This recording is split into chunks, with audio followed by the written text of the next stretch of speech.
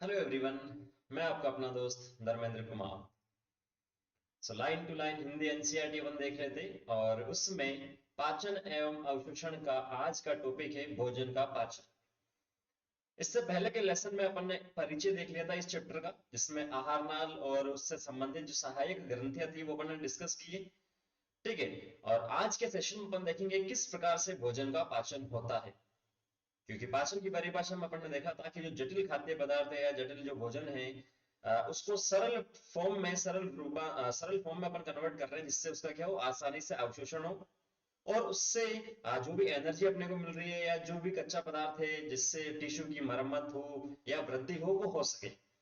पाचन किस प्रकार से होता है एक्चुअल में, वो आज के सेशन में अपन डिस्कस करेंगे। काफी इंपॉर्टेंट है, यहाँ से काफी क्वेश्चंस भी पूछे गए हैं नीट में, और उसका किस प्रकार से अवशोषण होता है वो भी यहाँ से अपन डिस्कस करेंगे।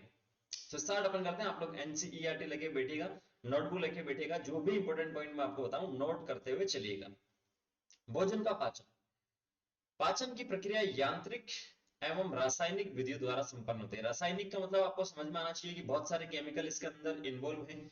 वो अम्ल हो सकता है, क्षार हो सकता है, एंजाइम हो सकता है। ठीक है। जबकि यांत्रिक की अपन बात करें, यांत्रिक का मतलब आपका जैसे एक सिंपल सा एग्जांपल लो तो मुख मुख गुहा में अपन ने भोजन रखा है, तो उसको दांत एवं जीवा की मदद से अपन उसे चबा रहे, छोटे छोटे पार्ट में तोड़ रहे हैं, जीवा मुख में इधर उधर उसे घुमा रही है, जिससे लार के साथ में अच्छे से मिक्स हो जाए। फिर उसके बाद में अपन निगलते हैं, तो निगलने के बाद में जो ग्रसिका वाला पार्ट है उसमें जो तरंगनुमा मूवमेंट है वो होता है, आमाशय में जाता है, संकुचन होता है, रिलैक्सेशन होता है वहां पर। तो वो जो सारी प्रोसेस है वो आती है यांत्रिक के अंदर। ठीक है।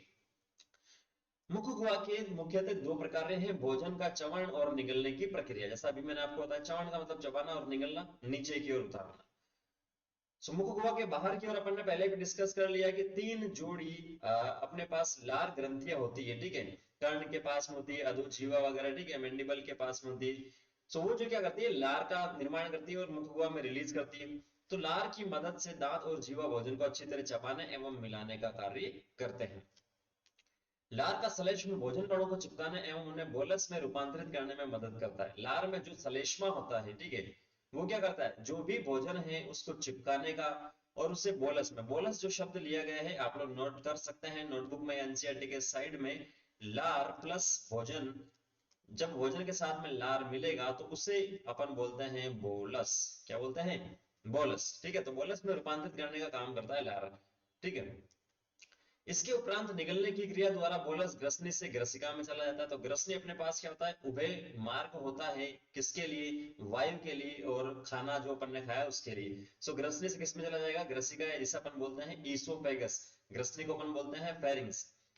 बोलस पेशीय संकुचन के कर्मानुकुंचन या पेरिस्टल्सिस द्वारा ग्रसिका में आगे बढ़ता है। तो ये मान लो अपना मुख गुहा वाला पोर्शन इस प्रकार से था। ठीक है। और ये यहाँ पर अपने पास ग्रसिका वाला पोर्शन आ गया और नीचे आमाशय। तो लार के मिक्स होने के बाद में अपना भोजन है। तो इसमें कर्मानुकुंचन का क्या मतलब है? मतलब भोजन, ये मान लो ये अपने पास, नीचे बता देता हूँ, ये अपने पास है ग्रसिका। ठीक है। ये मान लो ग्रसिका। अब भोजन इसमें आ रहा है यहाँ पर सब। तो जैसे आएगा भोजन, तो जिस पार्ट में भोजन आएगा वो थोड़ा सा यहाँ से क्या हो जाएगा, डायलेट हो जाएगा यहाँ से। ये भोजन आ गया। ठीक है। अब यहाँ से नीचे की ओर जा रहा, तो ऊपर वाला पार्ट नॉर्मल होगा, नीचे वाला पार्ट यहाँ से डायलेट हो जाएगा, फैल जाएगा। ठीक है। फिर नीचे और आएगा भोजन, तो नीचे वाला, और नीचे वाला जो पोर्शन है वो यहाँ से फैल जाएगा। ठीक है। इस प्रकार का हो जाएगा। तो ओवरऑल अगर अपन देखेंगे तो इसमें क्या होता है, तरंग नुमा मूवमेंट होता है। किसमें? जो अपनी ग्रसिका है ईसोफेगस है उसके अंदर। ठीक है। तो इसी प्रकार का जो मूवमेंट होता है उसे अपन बोलते हैं कर्मानुकुंचन। जो संकुचन होता है उसे अपन बोलते हैं कर्मानुकुंचन। एक क्रम में संकुचन हो रहा है, पेरिस्टालसिस उसे अपन बोलते हैं। ठीक है। ग्रसिका ईसोफेगस में आगे की ओर बढ़ता है। तो ये डायग्राम भी आप नोटबुक में छाप सकते हैं। जठर ग्रसिका अवरोधनी। जठर ग्रसिका मतलब ये ग्रसिका और अपने जो नीचे आमाशय वाला पार्ट है, इसके बीच में जो अवरोधनी होती है, ये अपन ने पहले ही बोल दिया। ठीक है। जठर आमाशय के लिए, स्टमक के लिए अपन शब्द यूज में ले रहे हैं एक प्रकार से, और ग्रसिका का मतलब ग्रसिका है ही। इसके बीच में जो अवरोधनी है वहां से ये खुलता है ढक्कन और भोजन आमाशय के अंदर या स्टमक के अंदर प्रवेश कर जाता है। ठीक है। लार में विद्युत अपघटन। अब लार का केमिकल कंपोजिशन, रासायनिक संगठन ये बता रहा है, क्योंकि रासायनिक विधि ऊपर इसने बोला कौन कौन से रासायन है वो यहाँ पर बता रहा है। लार में विद्युत अपघटन, इलेक्ट्रोलाइट्स, ये सोडियम पोटेशियम क्लोराइड बाइकार्बोनेट होते हैं, और एंजाइम होता है लार एमाइलेज। ठीक है। लार एमाइलेज को इंग्लिश में अपन बोलते हैं सलाइवरी एमाइलेज। क्या बोलते हैं? Salivary amylase.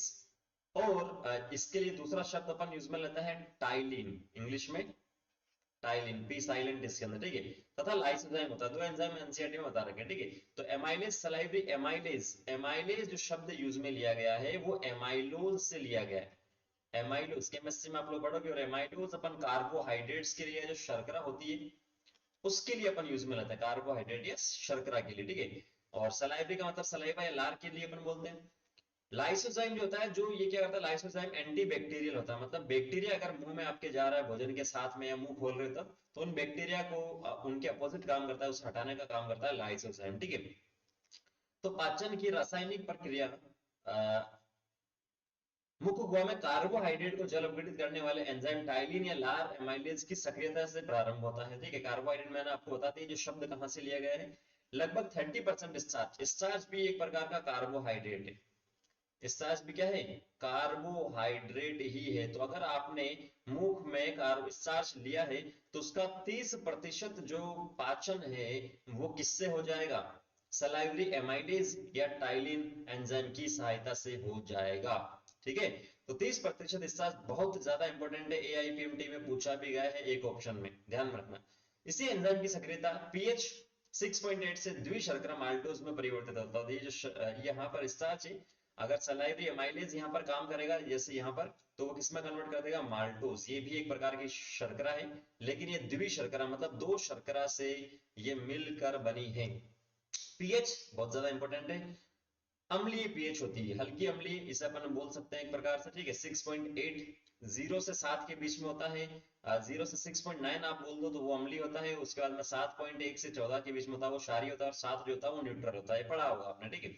तो माल्टोज द्विशर्करा है एक प्रकार की, स्टार्च इसमें कन्वर्ट होता है। द्विशर्करा का आगे जो पाचन है वो आमाशय के बाद में होता है, लेकिन द्विशर्करा आपके पास कौन सी है, ग्लूकोज प्लस ग्लूकोज। अगर माल्टोज को भी छोटे पार्ट में आप कन्वर्ट करते हो तो वो ग्लूकोज प्लस ग्लूकोज बनाता है, मतलब दो मॉलिक्यूल ग्लूकोज के यहाँ से बनाता है। क्लियर होगा यहाँ तक। आमाशय की म्यूकोसा, अब आमाशय में चला गया है, फूड जठर जो ग्रसिका अपन ने अवरोधनी देखी थी वहां से, तो म्यूकोसा में जठर ग्रंथियां होती है, मतलब आमाशय वाली ग्रंथियां होती है, इस प्रकार का आमाशय अपने पास। तो इसकी जो लेयर होती है म्यूकोसा, उसमें क्या होती है, जठर ग्रंथियां यहाँ पर होती है, ठीक है। जठर ग्रंथियों में मुख्य रूप से 3 प्रकार की कोशिकाएं हैं, बहुत ज्यादा इंपॉर्टेंट है, बहुत बहुत बहुत, मतलब 5 स्टार आप इसे कर सकते हैं, जो 3 कोशिकाओं वाला पोर्शन बताया गया है वो। पहला जो है म्यूकस का स्राव करने वाली श्लेष्मा ग्रीवा कोशिका है, म्यूकस नेक सेल। श्लेष्मा ग्रीवा को अपन बोलते हैं म्यूकस नेक सेल, इंग्लिश में भी लिख लीजिएगा, म्यूकस नेक सेल पहले प्रकार की कोशिका है जो श्लेष्मा को रिलीज करेगा। श्लेष्मा होता है चिपचिपा फ्लूइड होता है, द्रव होता है, ठीक है।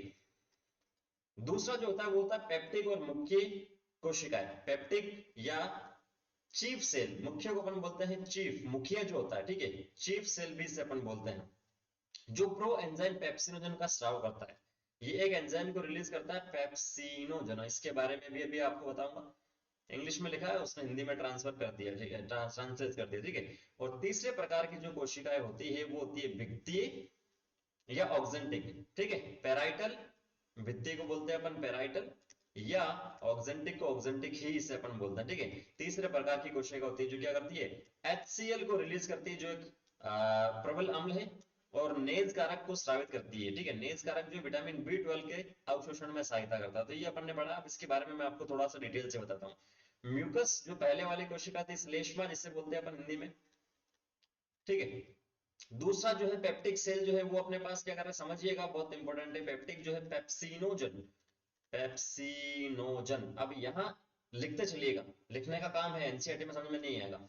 जिसकी इंग्लिश में ऐसा शब्द जिसके पीछे जन आता है, ठीक है, GEN जिसे बोलते हैं जन, इंग्लिश के ऐसा शब्द जिसके पीछे जन आता है या जिसके आगे प्रो आता है, ठीक है, प्रो पीछे जन या आगे प्रो, दोनों में से एक आएगा, दोनों एक साथ नहीं आएंगे, या तो जन जैसे पेप्सिनोजन, ठीक है, प्रो लिखा है यहाँ पर, दोनों एक साथ नहीं है, ऐसा नहीं है प्रो पेप्सिनोजन, ठीक है। तो ये जो शब्द आता है इसका मतलब होता है इनएक्टिव या अक्रिय जिसे अपन बोलते हैं, ये सक्रिय नहीं है, ये एंजाइम अभी अपना काम नहीं कर सकते। तो बोले कि साहब प्रो एंजाइम पेप्सिनोजन ये काम नहीं करेगा तो यहाँ रिलीज क्यों हो रहा है, ठीक है। तो तीसरे प्रकार की जो कोशिका जो ऑक्जेंटिक कोशिका अपनों को बताई जा रही है, जहां से क्या रिलीज होता है, HCl रिलीज होता है, वो इस इनएक्टिव पेप्सिनोजन को कन्वर्ट कर देता है एक्टिव पेप्सिन में, ठीक है, सबके लिए अलग अलग होता है।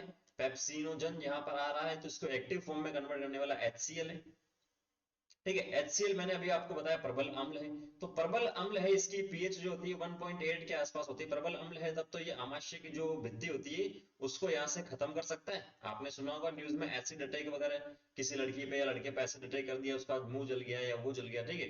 तो HCl है तो इसकी जो भित्ति है इसे भी तो यहाँ से जला सकता है, तो इसी भित्ति को जलाने से बचाने के लिए अपना जो म्यूकस है वो यहाँ पर रिलीज होता है। मतलब तीनों जो कोशिकाएं हैं एक दूसरे के साथ में मिलकर काम करती है। अगर म्यूकस नहीं होगा तो इसकी भित्ति यहाँ से जल जाएगी, या HCl नहीं होगा तो पेप्सिनोजन पेप्सिन में परिवर्तित नहीं होगा, ठीक है। आगे बात समझ में। और इसी HCl की वजह से इसकी पीएच होती है 1.8 किसकी, आमाशय की। और साथ में लिखा नेज कारक, इसे आप लोग नोट कर लीजिएगा जैसे जैसे मैं बता रहा हूँ। नेज कारक को इंग्लिश में बोलते हैं इंट्रिंसिक फैक्टर। क्या बोलते हैं, इंट्रिंसिक फैक्टर, जो विटामिन B12 के अवशोषण में सहायता करता है। अलग अलग 7-8 प्रकार के विटामिन होता है, विटामिन ए, बी, ठीक है, डी, ई, इस प्रकार के, तो उसमें से विटामिन बी का एक प्रकार होता है B12। विटामिन B12 के अवशोषण में हेल्प करता है कौन, नेज कारक या इंट्रिंसिक फैक्टर, जो कहां से रिलीज होता है, भित्तीय या ऑक्जेंटिक कोशिकाओं से। आमाशय में 4 से 5 घंटे तक भोजन का संग्रहण होता है, पहले भी बता दिया है। आमाशय की पेशीय दीवार के संकुचन, या आमाशय है इस प्रकार से अपना, तो इसमें क्या होगा, संकुचन यहाँ पर होगा। पेशी से बना होता है, 4 प्रकार की लेयर होती है, बता दिया, सेरोसा, मस्कुलरिस, सब म्यूकोसा, और म्यूकोसा और मस्कुलरिस को अपन क्या बोलते हैं, पेशीय। तो इसमें क्या होता है, संकुचन होता है कुछ इस प्रकार से, संकुचन रिलैक्सेशन, संकुचन रिलैक्सेशन, तो इसके बीच में जो फूड होता है वो अच्छे से मिक्स हो जाता है, उसका अच्छे से डाइजेशन हो जाता है, ठीक है। तो आमाशय की पेशीय दीवार के संकुचन द्वारा भोजन अम्लीय जठर रस, जठर रस जो होता है किस प्रकार का, अम्लीय, क्योंकि इसके अंदर क्या होता है, हाइड्रोक्लोरिक अम्ल होता है, ठीक है, पूरी तरह मिल जाता है, जिसे अपन काइम बोलते हैं। तो आपसे पूछा जाए बोलस क्या है, तो बोलस में आपको बताना है कि जो मुख्य गुहा में भोजन है उसके साथ में जब लार मिक्स होती है तो उसे अपन बोलस बोलते हैं। काइम अगर आपसे पूछा जाए तो आमाशय में जाने के बाद में अम्ल के साथ में जब मिक्स होता है तो उसे अपन क्या बोलते हैं, काइम उसे अपन बोलते हैं। क्लियर बात, ठीक है। Next, pro enzyme pepsinogen hydrochloric अम्ल के संपर्क में आने पर सक्रिय एंजाइम पेप्सिन में परिवर्तित हो जाता है, बता दिया मैंने आपको। जो आमाशय का प्रोटीन अपघटनीय एंजाइम है, आमाशय में जितने भी प्रोटीन अगर अपन लेंगे तो उसका जो अपघटन, अपघटन का मतलब क्या है, बड़े से छोटे में परिवर्तन करना, और इसे ही अपन पाचन बोलते हैं। तो प्रोटीन का जो पाचन करता है आमाशय में, वो जो एंजाइम करता है उसे अपन बोलते हैं पेप्सिन, और वो किससे आता है, पेप्सिनोजन से आता है, और किसकी मदद से आता है, अम्लीय जो अपना पीएच है जो किसके से, हाइड्रोक्लोरिक अम्ल की वजह से, उसकी वजह से होता है। तो इजी है, ऐसी कोई दिक्कत नहीं है, एक दूसरे से रिलेट करो, आसानी से समझ में आता है। पेप्सिन प्रोटीनों का प्रोटियोज या पेप्टोज में बदल देता है। तो पेप्सिन जो क्या करता है, प्रोटीन को छोटे छोटे और पार्ट में बदल देता है, जिस छोटे पार्ट को अपन बोलते हैं प्रोटियोज, और पेप्टोन्स भी उसे अपन बोलते हैं, ठीक है, ये छोटे पार्ट है। क्योंकि अपन ने पहले ही वर्ड बता दिया, कॉम्प्लेक्स का सिंपल में परिवर्तन होना उसे ही पाचन बोलते हैं, ठीक है, जटिल से सरल में, तो सरल में ही अपन बदल रहे हैं, छोटे छोटे में बदल रहे हैं। जठर रस में उपस्थित श्लेष्मा और बाइकार्बोनेट श्लेष्मा उपकला स्तर का स्नेह और अत्यधिक सांद्रित हाइड्रोक्लोरिक एसिड से बचाता है, मैंने आपको बता दिया। जो श्लेष्मा है बाइकार्बोनेट के साथ में मिलकर इस जो आमाशय की भित्ति है उसको HCl से बचाता है, क्योंकि HCl एक क्या है, प्रबल अम्ल है। हाइड्रोक्लोरिक अम्ल पेप्सिनो के लिए उचित अम्लीय माध्यम पीएच 1.8 तैयार करता है, ये भी मैंने आपको बता दिया है। नवजातों के जठर रस में, नवजात जो है, जो शिशु होते हैं, छोटे बच्चे होते हैं, उसमें रेनिन, ये रेनिन लिख लीजिएगा, डबल एन इसके अंदर आता है। एक रेनिन ऐसा भी होता है जिससे उत्सर्जित तंत्र में अपन पढ़ेंगे, तो इंग्लिश में लिख लीजिएगा, रेनिन नामक जो प्रोटीन अपघटनीय एंजाइम होता है, छोटे बच्चों में, बड़ों में नहीं होता है, जो दूध के प्रोटीन को पचाने में सहायता करता है। किसको, दूध के प्रोटीन को बचाने में, मिल्क के प्रोटीन को बचाने में सहायता करता है।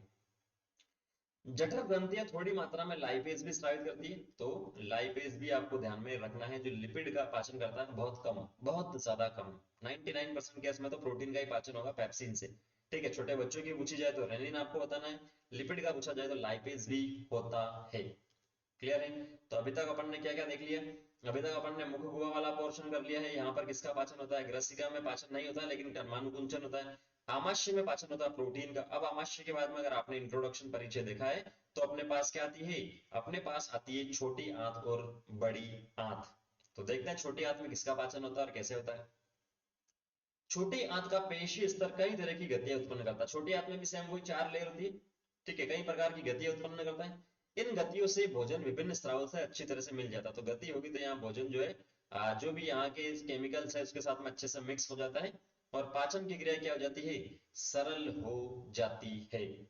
ठीक है, यकृत, अब आपको थोड़ा सा उस डायग्राम का आइडिया हुआ कि जो अपने पास सी शेप की ग्रहणी होती है, और यहाँ पर अपने पास क्या आता है, जो यकृत है उसका सीक्रेशन आता है, जो अपने पास अग्नाशय है उसका सीक्रेशन आता है। यकृत से क्या आता है, पित्त रस आता है, अग्नाशय से अग्नाशय जूस आता है, अग्नाशय रस आता है, उसके अंदर बहुत सारे केमिकल होते हैं।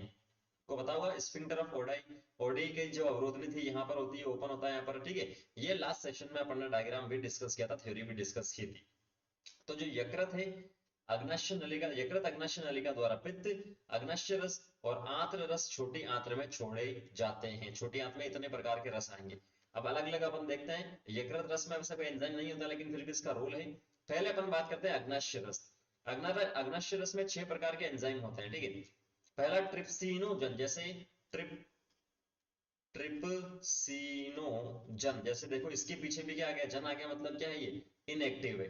उसके बाद में काइमोट्रिप्सिनोजन, जन आ रहा है मतलब अक्रिय है, ये सक्रिय नहीं है। प्रोकार्बोक्सीपेप्टाइडेज, एमाइलेज और न्यूक्लियस। ठीक है, ये 6 प्रकार के जो है एंजाइम यहाँ पर अपने को मिलेंगे। ठीक है, एमाइलेज भी इसके अंदर होता है, आप जोड़ सकते हो।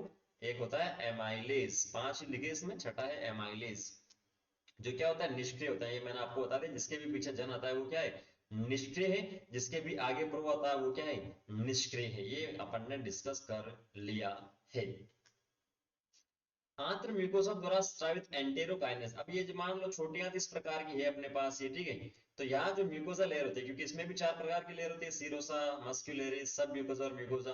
तो ये जो जितने भी प्रकार के एंजाइम है 6 प्रकार के इसके अंदर आ गए मान लो।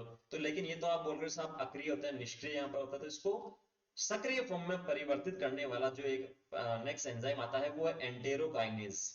कौन सा, एंटेरोकाइनेस, जिसके भी पीछे एज आता है वो एंजाइम होता है। तो ये कहां से आ रहा है, आंत की जो म्यूकोजा है वहां से आ रहा है एंटेरोकाइनेस। ठीक है, ट्रिप्सिनोजन सक्रिय ट्रिप्सिन में परिवर्तित, जैसे एंटेरोकाइनेस आएगा तो जो ट्रिप्सिनोजन अपन ने देखा है, ट्रिप्सिनोजन वो किस में परिवर्तित हो जाएगा, ट्रिप्सिन में परिवर्तित वो यहां से हो जाएगा। क्लियर है, जन हटाना और कुछ नहीं करना। जो जन लिखा है हिंदी वाला या इंग्लिश वाला एक्टिव फॉर्म में अगर नहीं है तब तो इसके साथ में जुड़ा हुआ है, और एक्टिव फॉर्म में आ गया तो इसे अपने हटा देना है यहाँ से। जो अग्नाशय रस के अन्य एंजाइम को सक्रिय करता था, एक बार ट्रिप्सिनोजन ट्रिप्सिन में परिवर्तित हो गया तो ये जो बाकी एंजाइम है जैसे काइमोट्रिप्सिनोजन, प्रोकार्बोक्सीपेप्टाइडेज या एमाइलेज या न्यूक्लियस, इसको क्या कर देगा, सक्रिय फॉर्म में परिवर्तित कर देगा। ठीक है, ये तो अपन ने बात कर ली अग्नाशय की। अग्नाशय के बाद में अपना जो लीवर है, यकृत है, वहां से क्या क्या आता है सर, तो ग्रहणी में प्रवेश करने वाले पित्त, लीवर से आता है पित्त। ठीक है, पित्त में पित्त वर्णक होता है, बिलीरुबिन और बिलीवर्डिन।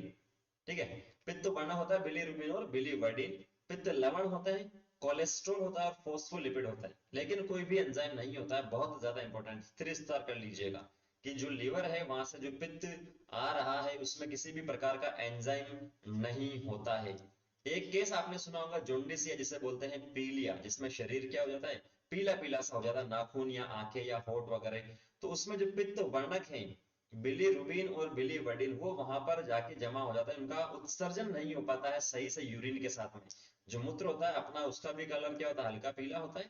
ठीक है, हल्का पीला होता है। तो वो किसके वजह से होता है, बिलीरुबिन और बिलीवर्डिन, अगर वो ज्यादा है वहां पर मतलब वहां जो अपनी बॉडी में ज्यादा हो गए तो वो पीलिया वहां पर हो जाता है, लीवर सही से काम नहीं करता। ठीक है, नेक्स्ट, पित्त वसा के इमल्सीकरण में मदद करता, अच्छा एंजाइम नहीं होता, ध्यान रखना इंपॉर्टेंट है।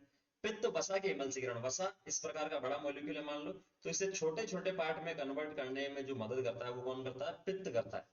ठीक है, वसा के इमल्सीकरण में, और इमल्सीकरण में मदद करता है और उसे बहुत छोटे मिसेल कणों में तोड़ता है। उसके बाद में जो वसा है उसका जो पाचन है वो करेगा लाइपेज। लाइपेज कौन करेगा, लाइपेज करेगा। ठीक है, जैसे मैंने अभी आपको बताया था कि यहाँ इन्होंने 5 लिखे हैं, आप लाइपेज जोड़ सकते हो। लाइपेज जो शब्द लिया गया है वो लिपिड से लिया गया है, और लिपिड जो है उसे अपन बोलते हैं वसा। ठीक है, एल आई पी से ध्यान में रखना है। जैसे एक और लिखा है न्यूक्लियस, तो ये जो न्यूक्लियस शब्द यहाँ पर लिखा है वो लिया गया है न्यूक्लिक एसिड से, न्यूक्लिक अम्ल से, डीएनए और आरएनए से लिया गया, उनका भी तो पाचन करना पड़ेगा अपने को। तो लाइपेज जो है एंजाइम को भी सक्रिय करता है, पित्त लाइपेज एंजाइम को भी सक्रिय करता है, ठीक है। पित्त जो है लाइपेज को भी सक्रिय करता है। ये सारे क्या है, निष्क्रिय है, बता दिया पहले। नेक्स्ट, आंत्र श्लेष्मा उपकला में गोबलेट कोशिका होती है, कोशिकाओं का नाम है गोबलेट, कहाँ होती है, आंत्र के जो श्लेष्मा उपकला है उसके अंदर, ठीक है। म्यूकस वाली जो है, म्यूकोजा जिसे अपन बोलते हैं, जो श्लेष्मा का स्राव करती है। म्यूकोजा के ब्रश बॉर्डर कोशिका और गोबलेट कोशिका, जैसे आंत्र में अपन ने बोल दिया है कि आंत्र में क्या होती है, गोबलेट सेल होती है, ठीक है। और ब्रश बॉर्डर अपन ने पहले से ही देखी थी, ब्रश बॉर्डर जब परिचय अपन ने देखा था तब अपन ने देख लिया था ब्रश बॉर्डर कोशिकाएं होती है।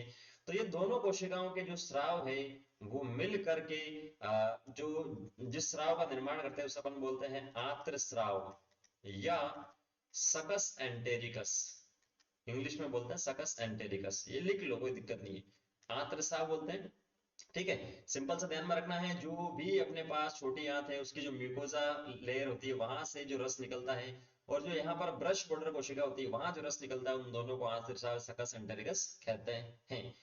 रही बात ब्रश बॉर्डर कोशिकाओं की, ये अपन ने पहले भी डिस्कस कर रखा है, पिछले लेसन में देख सकते हैं।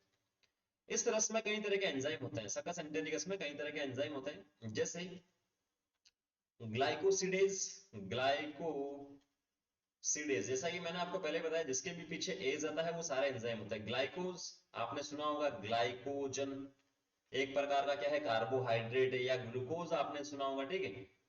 तो वहां से ये शब्द लिया गया है। डाइपेप्टाइडेज है, एस्टरेज, न्यूक्लियोसिडेज मतलब न्यूक्लिक अम्ल का पाचन करेगा, वो सारे एंजाइम इसके अंदर मिलेंगे आदि। और भी होते हैं लेकिन इन्होंने सिंपल सा एग्जांपल लिया, आगे बता रखा है।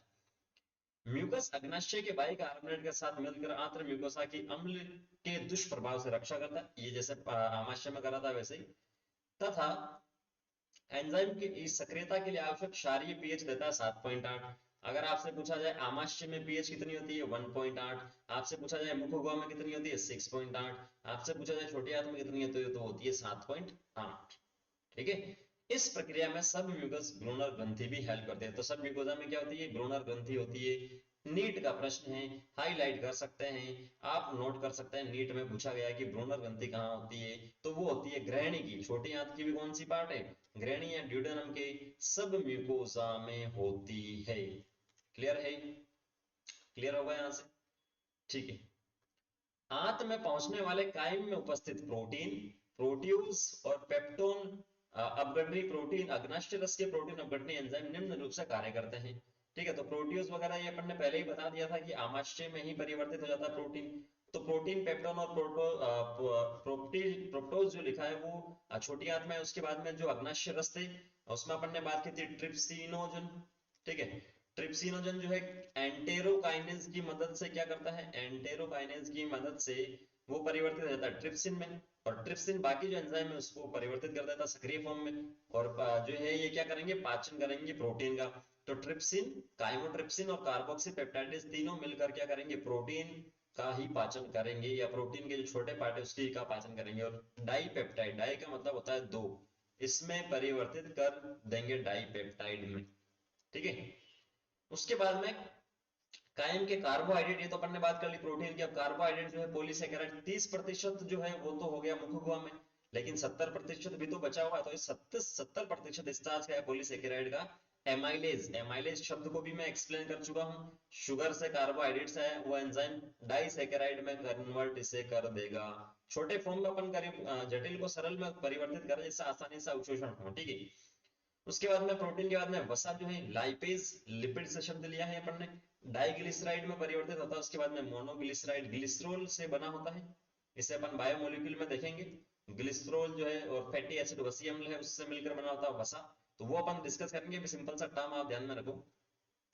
अग्नाशय रस के न्यूक्लियस, न्यूक्लियस भी मैं आपको बता चुका हूँ, न्यूक्लिक एसिड से शब्द आया है न्यूक्लियस, जिसके भी पीछे था वो एंजाइम होता है। न्यूक्लिक अम्ल डीएनए और आरएनए होते हैं जो न्यूक्लियोटाइड से बने होते हैं, ठीक है। तो न्यूक्लियस न्यूक्लियोटाइड और न्यूक्लियोसाइड में पाचन करता है। तो न्यूक्लिक अम्ल डीएनए हो सकता है, आरएनए हो सकता है, न्यूक्लियस की प्रेजेंस में वो न्यूक्लियोटाइड में, और वो उसके बाद में किसमें परिवर्तित होगा, न्यूक्लियोसाइड में। यहाँ मोनोडाई का काम नहीं है, ठीक है। बायोमोलिक्यूल जब पढ़ोगे और आसानी से इसको समझ में आएगा कि किस प्रकार से। और वैसे मैंने पुराने वाले जो लेसन आप देखोगे जिसमें थोड़ा सा एनसीईआरटी से बाहर बता रखा है, बायोमोलिक्यूल जैव अणु नाम के चैप्टर में आपको प्रोटीन, जो लिपिड है या जो अपने पास वसा, ये कार्बोहाइड्रेट या न्यूक्लिक अम्ल की स्ट्रक्चर सारी मैंने आपको बता रखी है, आप वहां पर भी देख सकते हैं। ठीक है, एनसीईआरटी वाला पोर्शन नहीं बताया, लेकिन काफी कुछ मैंने आपको वहां पर बता दिया, काफी हेल्प भी आपको वहां पर मिलेगी। आंत्र रस के एंजाइम उपरोक्त अभिक्रियाओं के अंतिम उत्पादों को पाचित कर अवशोषण योग्य सरल रूप में परिवर्तित कर देते हैं। पाचन के ये अंतिम चरण आंत्र के म्यूकोजल उपकला कोशिकाओं के बहुत समीप संपन्न होते हैं। ठीक है, तो ये आप देख सकते हो यहाँ पर, जैसे डाइपेप्टाइड लिखा है, तो डाइपेप्टाइडेज एंजाइम होगा अमीनो अम्ल, क्योंकि प्रोटीन किससे बना होता है, अमीनो अम्ल से बना होता है। आप फिर से मैं बोल रहा हूँ, बायोमोलिक्यूल आप डिस्कस कर सकते हो, वहां पर देख सकते हैं, समझ में आएगा। माल्टोज, लैक्टोज और सुक्रोज, ये क्या है, सारे के सारे डाइसेकेराइड है। क्या है, डाइसेकेराइड, मतलब ऐसी सेकेराइड, ऐसी शर्करा जिसके उत्पाद दो बनेंगे। जैसे इसने बताया ना डाइसेकेराइड, यहाँ आप देखो, ये रहा डाइसेकेराइड। तो ये जो माल्टोज, लेक्टोज और ये सुक्रोज जो है, क्या है, डाइसेकेराइड है, मतलब इसका जो प्रोडक्ट बनेगा उसमें दो शर्करा अपने को मिलेगी। सेकेराइड जो है उसका मतलब होता है शर्करा। ठीक है, तो माल्टोज का एंजाइम माल्टेज, लेक्टोज का एंजाइम लेक्टेज, सुक्रोज का एंजाइम सुक्रेज। ठीक है, बाकी glucose plus glucose, glucose plus galactose और ग्लूकोज प्लस फ्रक्टोज। ग्लूकोज याद रखने की ट्रिक है, ये ग्लूकोज तीनों में कॉमन होता है। माल्टोज, मा, ला, सु, माला, सु, माला एक लड़की का नाम है और सु सिंपल सा आपको ध्यान में रखना है। तो इसमें ग्लूकोज तीनों में कॉमन है, मतलब इसमें ग्लूकोज ग्लूकोज ग्लूकोज तीनों में होगा, लेकिन दूसरा जो साइड में वो ग्लूकोज, उसके बाद में गैलेक्टोज, उसके बाद में सुक्रोज में फ्रक्टोज। ठीक है, ये आपको ध्यान में रखना, सिंपल सा। अब उसके बाद में आपके पास न्यूक्लियोटाइडेज एंजाइम यहाँ आना चाहिए और न्यूक्लियोटाइड यहाँ आना चाहिए, करेक्शन है। ठीक है, न्यूक्लियोटाइड और न्यूक्लियोटाइडेज यहाँ पर आना चाहिए, वो न्यूक्लियोसाइड में परिवर्तित होता है। न्यूक्लियोसाइडेज शर्करा और क्षारक में परिवर्तन हो जाता है। फिर से बता रहा हूँ, बायोमोलिक्यूल में बहुत अच्छे से मैंने आपको समझा रखा है, जैव अणु में।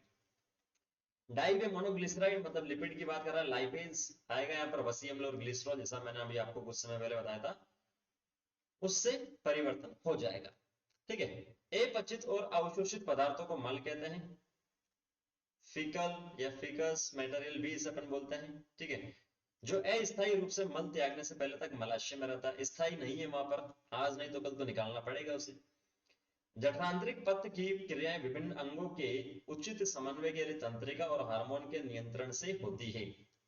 जठरांतरिक पथ की क्रियाएं, ठीक है, मतलब एलिमेंट्री कनाल, आहार नाल की बात कर रहा है, तो तंत्रिका जो अपना ब्रेन है, मस्तिष्क है, उसके साथ में हार्मोन के अंडर कंट्रोल में होती है, वो नियंत्रित अपने को करते हैं। भोजन के भोज्य पदार्थ को देखने, उनकी गंध और अथवा मुख गुहा नली में उपस्थित लार ग्रंथि को स्राव के लिए उद्दीपित करता है। मान लो गंध आ रही है कि किचन में क्या बन रहा है, चौराहे पे कचौरी पकौड़े बन रहे हैं, तो मुंह में सलाइवा आ ही जाता है, या आप उसे देख रहे हो तब भी आ ही जाता है। ठीक है, इसी प्रकार जठर और आंतरिक स्राव भी तंत्रिका संकेतों से उद्दीपित होते हैं, मतलब जो आमाशय है और जो आते हैं उसमें भी ऐसा ही प्रोसेस स्टार्ट हो जाता है, देखने या सूंघने से या सुनने से। आहार नाली के विभिन्न भागों की पेशियों की सक्रियता भी स्थानीय और केंद्रीय तंत्रिका क्रियाओं द्वारा नियमित होती है। आहार नाल के विभिन्न भागों की पेशियां, जितनी भी पेशियां होती है एलिमेंट्री कनाल में, वो वहां स्थित तंत्रिका तंत्र, क्योंकि नर्वस सिस्टम बहुत फैला हुआ होता है, उससे कंट्रोल होता है। साथ साथ में जो केंद्रीय है, जो ब्रेन वाला पोर्शन है ऊपर, वहां से भी रेगुलेट होता है।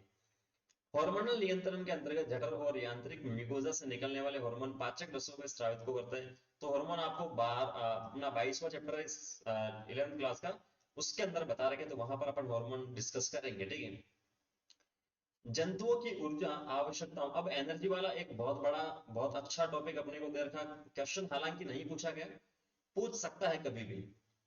जंतुओं की ऊर्जा आवश्यकताओं एवं भोजन में निहित ऊर्जा को ऊष्मीय ऊर्जा के रूप में व्यक्त किया जाता है। ठीक है, जो भी अपन ने ऊर्जा ली है, ऊर्जा आवश्यकता, अपने को कितनी ऊर्जा की आवश्यकता है, और भोजन में कितनी ऊर्जा है, भोजन में निहित ऊर्जा है, उसको अपन किसके रूप में व्यक्त करते हैं, ऊष्मीय ऊर्जा में। देखो समझो, ऊर्जा आवश्यकता, ठीक है, अलग अलग इसमें बोलता पढ़ता तो हो सकता है अलग इसका मीनिंग निकलता, साथ में पढ़ेंगे तो इसका साथ में मीनिंग निकलेगा। तो उसे ऊष्मीय ऊर्जा के रूप में अपन व्यक्त करते हैं, क्योंकि अंत में सभी प्रकार की ऊर्जा ऊष्मीय ऊर्जा में ही परिवर्तित होती है। ठीक है, कितनी एनर्जी अपने को मिल रही है, ऊष्मीय ऊर्जा के रूप में ही इसे अपन परिवर्तन कर रहे हैं, थर्मल एनर्जी।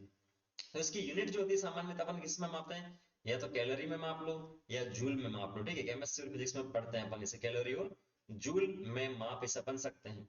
जो 1 ग्राम जल के ताप को, मान लो 1 ग्राम जल है, उसके तापमान को, अभी मान लो इसका जो भी तापमान है 30 डिग्री मान लो सेल्सियस, ठीक है। तो इसके तापमान को आपको क्या करना है, 1 डिग्री तक गर्म करने की ऊर्जा की मात्रा।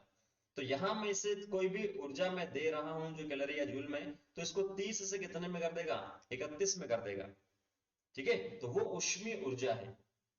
तो जो इसकी सिंपल सी डेफिनेशन, इसे सामान्यतः इसके रूप में मापता है, कैलोरी और जूल के रूप में मापा जाता है, जो 1 ग्राम जल के ताप को 1 डिग्री सेल्सियस तक गर्म करने की ऊर्जा मात्रा, जहां इतनी इतनी ऊर्जा जो अपन दे रहे हैं उसकी मात्रा, क्योंकि यह ऊर्जा की अत्यल्प मात्रा है, ठीक है। ये क्या है, बहुत कम मात्रा है। अतः कार्य की वैज्ञानिक प्राय किलो कैलोरी अथवा किलो जूल इकाई का प्रयोग करते हैं। तो ये बड़ी यूनिट हो गई कैलोरी की और जूल की। 1 किलो कैलोरी ऊर्जा की वह मात्रा, अब सही से इसने डेफिनेशन लिखी है, पहले इसने ऐसे ही बताया 1 किलो कैलोरी, ठीक है, इस प्रकार से भी लिखा सकता है। ऊर्जा की वह मात्रा है जिसकी आवश्यकता, पहले 1 ग्राम जल था, अब अपने पास कितना हो गया, 1 किलोग्राम हो गया, क्योंकि यहाँ अपन ने ऊर्जा जो यूनिट है वो बड़ी की है। तो 1 किलोग्राम जल का ताप 1 डिग्री सेल्सियस तक बढ़ाने के लिए होती है। छोटी यूनिट में पूछे तो 1 ग्राम जल और 1 कैलोरी और 1 जूल बताना है, और बड़ी में पूछा जाए तो 1 किलोग्राम जल और 1 किलो कैलोरी और 1 किलो जूल अपन बोल सकते हैं, ठीक है। पोषण विज्ञानी परंपरागत ढंग से किलो कैलोरी को कैलोरी अथवा जूल सदा ही कैपिटल अक्षर, मतलब ये, ठीक है, शॉर्ट में सी या जूल का जे, ठीक है, कैपिटल अक्षर के रूप में व्यक्त करते हैं। एक बम कैलोरीमीटर, बम कैलोरीमीटर एक प्रकार का इंस्ट्रूमेंट होता है लैब में। बम का मतलब ये नहीं कि बम ब्लास्ट करने वाला बम है यहाँ पर, ठीक है, एक बम कैलोरीमीटर, कैलोरी को मेजर करने वाला मीटर जो है, ठीक है, एक बम कैलोरीमीटर जिसके अंदर क्या है, ऑक्सीजन है। ये बना किसका होता है, धातु का बना होता है, जिसके अंदर क्या है, ऑक्सीजन है। इसके अंदर अगर 1 ग्राम में भोजन रखूं, उसमें प्रोटीन भी हो सकता है, कार्बोहाइड्रेट भी हो सकता है, वसा भी हो सकता है। तो अगर इन भोजन को कार्बोहाइड्रेट, प्रोटीन या वसा का अगर मैं दहन करवाऊं, ठीक है, दहन में करवाऊं, तो यहां जितनी एनर्जी अपने को मिल रही है, उस एनर्जी को अपन बोलते हैं स्थूल कैलोरी, ऊष्मीयमान। क्लियर है। अगर बॉम्ब कैलोरीमीटर एक प्रकार का इंस्ट्रूमेंट होता है, उसमें 1 ग्राम, चाहे कार्बोहाइड्रेट हो, चाहे प्रोटीन हो, चाहे वसा हो, कुछ भी हो, अगर उसका 1 ग्राम अगर मैं दहन करवाता हूं, तो उससे जो मुझे एनर्जी मिलेगी उसे अपन बोलते हैं स्थूल कैलोरी मान। क्या बोलते हैं, स्थूल कैलोरी मान। दूसरा, 1 ग्राम खाद्य पदार्थ की वास्तविक दहन, मतलब वो सिस्टम नहीं है, वो मेरे पास इंस्ट्रूमेंट नहीं है, मैं खा रहा हूं और मुझे जो अंदर एनर्जी मिल रही है, वास्तविक, सॉरी, जो मुझे नहीं मिल रही है, एक्चुअल में अपन जो बोल रहे हैं, ऑक्सीजन की यहाँ पर उपस्थिति अपने पास थी पहले वाले में, अब एक्चुअल में जो मेरे को एनर्जी मिल रही है उसे अपन बोलते हैं कार्य की मान। मतलब यहां से हो सकता है कि जो कार्य की मान की अपन बात करें, इसमें से कुछ जो एनर्जी है वो श्वसन में यहाँ से लॉस्ट हो जाए, ठीक है। अगर एक्चुअल में जो मेरे को यहाँ से एनर्जी मिली है, 1 ग्राम मैंने खाया है, तो उसमें कुछ जो है सांस में चली गई, कुछ ट्रांसपोर्ट स्थानांतरण में चली गई, एक जगह से दूसरी जगह में जा रही है, तो उसमें लॉस हो गया। तो एक्चुअल में जो अपने पास बची हुई है वो वास्तविक दहन ऊर्जा यहाँ पर हो गई, उसे अपन बोलते हैं कार्य की मान। अब ये दोनों जो है अलग अलग होते हैं, या आपको टेबल बना लेनी है कि अपने पास स्थूल वाले कितनी है और अपने पास कार्य की मान वाले कितनी है, जिसमें आपके पास 1 ग्राम प्रोटीन, कार्बोहाइड्रेट और फैट या वसा जिसे अपन बोलते हैं, केवल 1 ग्राम के लिए, ठीक है। तो स्थूल की अपन बात करें तो सबसे पहले अपने पास जो है कार्बोहाइड्रेट जो लिखा है उसकी होती है 4.1 किलो कैलोरी, 1 ग्राम से आपको मिलेगी पर ग्राम, इसने लिखा है। उसके बाद में प्रोटीन जो होता है वो अपने पास 5.65, और वसा की अगर अपन बात करें तो वो 9.45। और जबकि कार्यकी की है जो अपन बात कर रहे हैं, सॉरी ये स्थूल अपने, हाँ स्थूल है, तो अब कार्यकी की अगर अपन बात करें तो कार्यकी में देख लो आप, यहाँ अपने पास जो है इसमें केवल ये जो देखो 4.0 और 9.0 लिखा है, कार्बोहाइड्रेट, प्रोटीन, वसा इसने नहीं लिखा, सॉरी इसमें से तीन में से दो लिखा, एक नहीं लिखा। तो जो वसा है उसकी 9.0 होती है, या 4.0, और यहाँ पर भी 4.0 ही होती है, या आप एनसीईआरटी में नोट कर लीजिएगा। इन्होंने केवल दो का बता रखा है, मतलब जो नीचे वाले दो हैं अपने पास फैट और कार्बोहाइड्रेट का सही बता रखा, प्रोटीन का इन्होंने नहीं बता रखा, तो ये आप लिख लीजिएगा। इजी है, कार्यकी को याद रखना, 4 4 9, और इसको आपको ध्यान में रखना है। कभी भी आपको बोल देगा, क्वेश्चन किस प्रकार से पूछेगा, एक रोगी, उसको 5 ग्राम जो है कार्बोहाइड्रेट दिया गया है, उसको आपको 10 ग्राम आपने वसा दिया है, उसने आपने 3 ग्राम आपने जो है प्रोटीन दिया, तो उसको जो मिलने वाली एनर्जी वो कितनी होगी। तो आपको ये जो डेटा याद होगा तभी अपन बता पाएंगे। क्लियर है? अरे क्लियर होगा। तो ये इस प्रकार से क्या होता है, भोजन का पाचन यहाँ से होता है।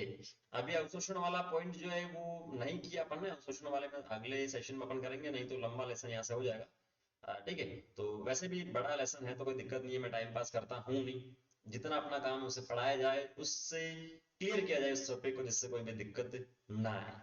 सो उम्मीद मैं करता हूँ आपको दिक्कत नहीं है इस टॉपिक में। दिक्कत है तो कमेंट करके बता दीजिएगा, और तो क्या करें। ठीक है, पूरी कोशिश रहेगी आपकी दिक्कत को, प्रॉब्लम को सोल्व किया जाए, क्योंकि मेरा जो एम है हिंदी मीडियम के मैक्सिमम स्टूडेंट को सिलेक्शन करवाना है। ठीक है, तो मिलते हैं नेक्स्ट सेशन में। Thank you, all the very best.